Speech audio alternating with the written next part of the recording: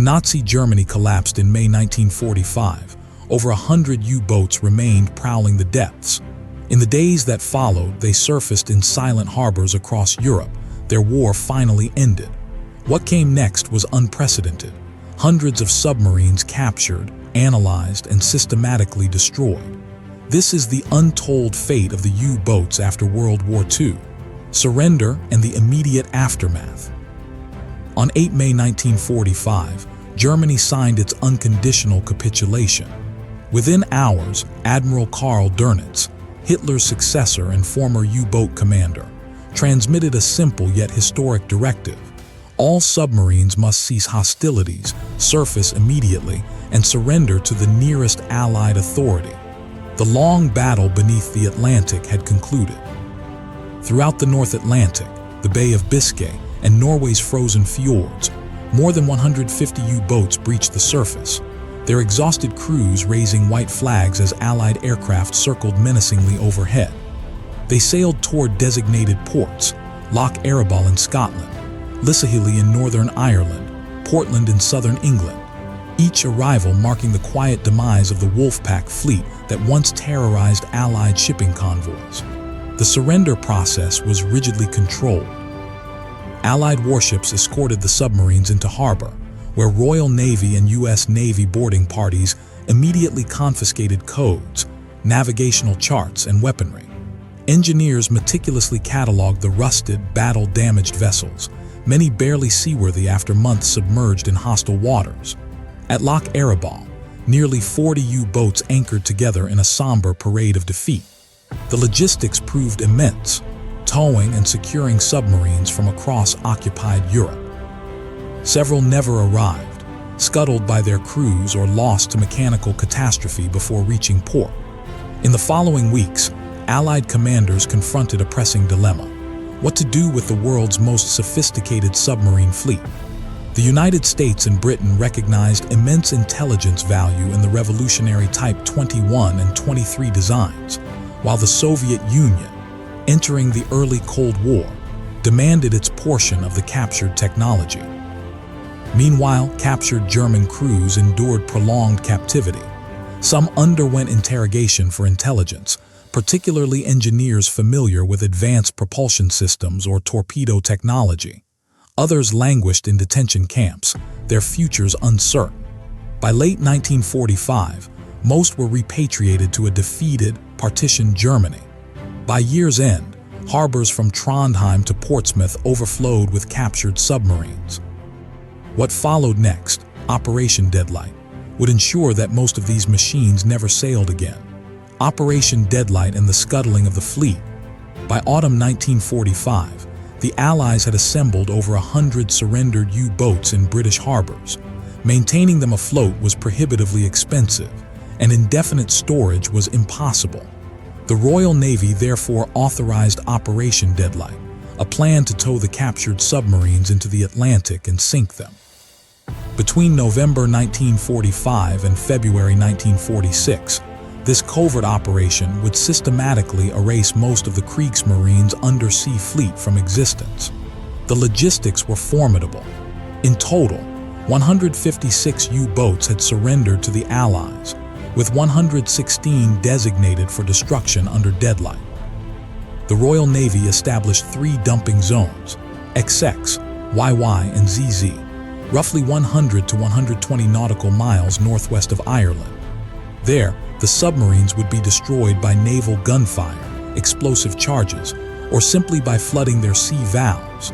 The first phase commenced in November 1945, when Royal Navy tugs began towing submarine groups from Scottish and Irish ports. But many U-boats were in catastrophic condition. Some had operated for months without proper maintenance. Others bore damage from Allied bombing or deliberate sabotage.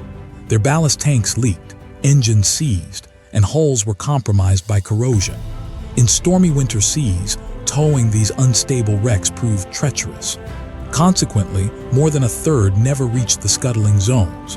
56 vessels foundered or sank en route, dragged under by violent weather or structural failure. The Royal Navy documented each loss but made minimal effort to recover them. Deadlight's objective was destruction, not preservation. Once positioned, destroyers and frigates completed the task. Crews sometimes deployed aerial rockets or naval artillery to ensure the boat sank rapidly. Among the doomed submarines was U-2336, the final U-boat to sink Allied vessels during the war. It surrendered at Lisahilly in June 1945 and was deliberately scuttled off Ireland in January 1946. Another, U-295, met the same fate on 17 December 1945 after being towed from Loch Ryan. Not all U-boats faced destruction. The most advanced examples, the Type 21 and Type 23 boats, were spared for intensive study. These represented the future of submarine warfare, featuring streamlined hulls and dramatically improved underwater endurance. British and American engineers examined several meticulously, reverse engineering their technologies for their own post-war fleets. The U-2511, Germany's only fully operational Type 21 at war's end, was scuttled last, on 7 February 1946, officially concluding Operation Deadlight. For decades, the Deadlight wrecks lay forgotten on the ocean floor. Then, between 2001 and 2003, maritime archaeologist Innes McCartney led expeditions that rediscovered many of them. Using sonar and deep-sea photography, his team identified at least 14 intact U-boat hulls, preserved in the frigid Atlantic mud. The findings revealed how hastily the scuttlings had been executed. Many boats sank upright, their decks still armed, their steel now encrusted with coral and time. Operation Deadlight had fulfilled its purpose, to eliminate the physical presence of Hitler's U-boat fleet. Yet its aftermath created an unintended legacy, a vast underwater cemetery stretching across the North Atlantic, silent testimony to the end of Germany's submarine war, transfer, reuse, and Allied naval service. While most of Germany's U-boats met their end in the North Atlantic, a select few survived.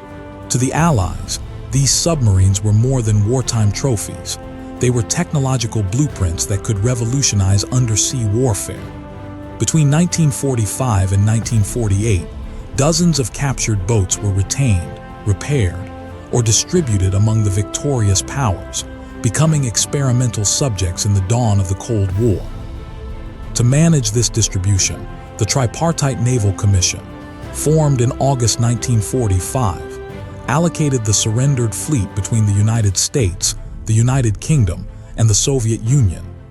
Each received 10 U-boats for examination, with priority assigned to the advanced Type 21 and Type 23 designs.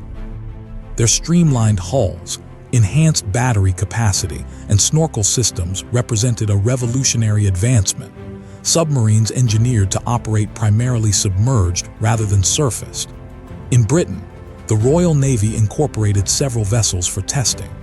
U-3017, redesignated HMS N-41, underwent submerged trials and endurance evaluations before being scrapped in 1949.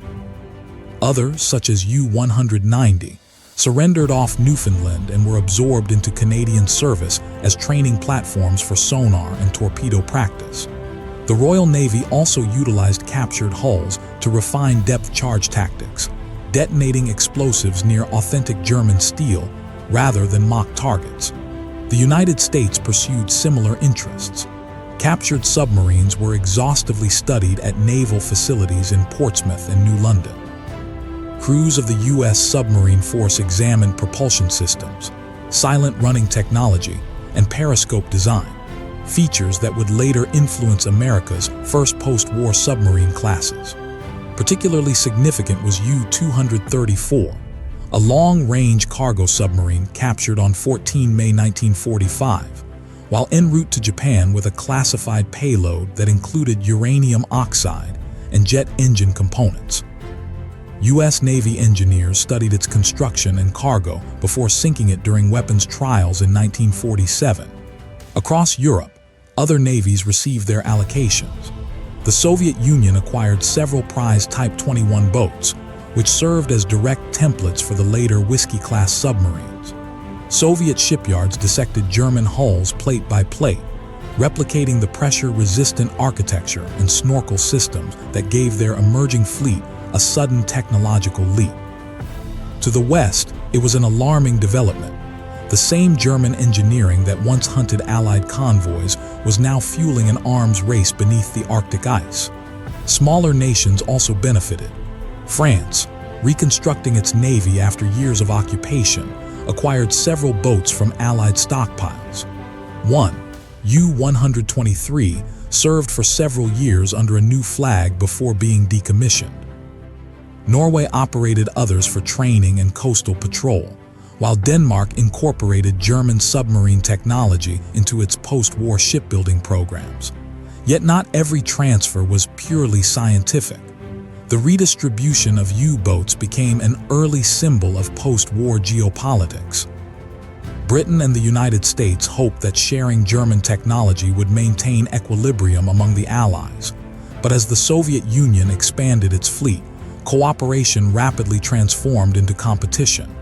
The U-boats had changed ownership, but their strategic significance remained. By decade's end, most retained submarines had served their purpose and were deliberately sunk or dismantled. Still, their influence proved enduring. The innovations of the Type XXI, its batteries, hydrodynamics, and underwater speed, became the design foundation for nearly every conventional submarine built through the 1950s. In essence, Germany's final wartime invention became the blueprint for the nuclear age. Survivors, museums, and legacy. While hundreds of U-boats were scuttled or scrapped, a handful escaped destruction and entered a new chapter. These survivors, scattered across Europe and North America, transformed from weapons of war into artifacts of remembrance. Among the most renowned is U-995, a submarine that surrendered in May 1945 at Trondheim, Norway. It later served briefly in the Norwegian Navy before being returned to Germany in 1965. Today, it rests at Labo near Kiel, preserved as a museum ship beside the Marine Ehrenmal Memorial. Visitors who step inside its narrow hull experience the claustrophobic quarters where 45 men once lived, worked, and fought for weeks at a time. In France, several captured U-boats were integrated into the post-war navy. U-123, renamed Blason, became one of the few to see regular peacetime service.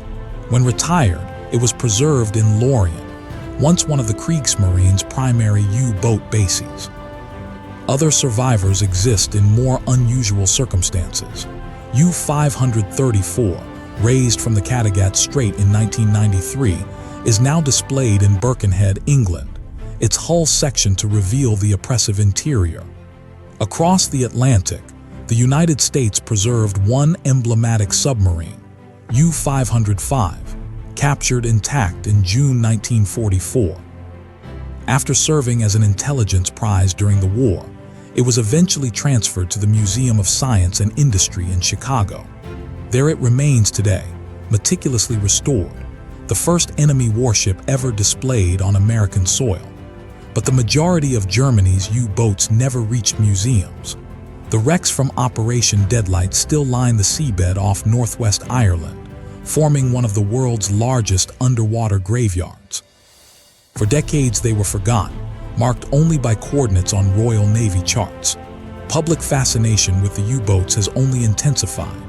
Museums in Hamburg, Kiel, and Labo draw thousands annually, while historians continue studying the tactics and lives behind the steel. For veterans and researchers alike, these submarines are more than relics.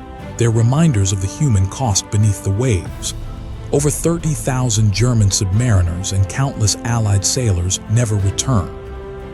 Machines that once symbolized stealth and precision now stand for loss, innovation, and remembrance. Today, the preserved boats and the wrecks below the Atlantic serve as twin memorials, one above water, one below, telling the final story of Germany's submarine fleet, an empire of steel that now rests in silence between history and the sea. Thanks for watching. If you found this video insightful, like this video, subscribe, and hit the bell for more WWII Documenta. Thanks for watching.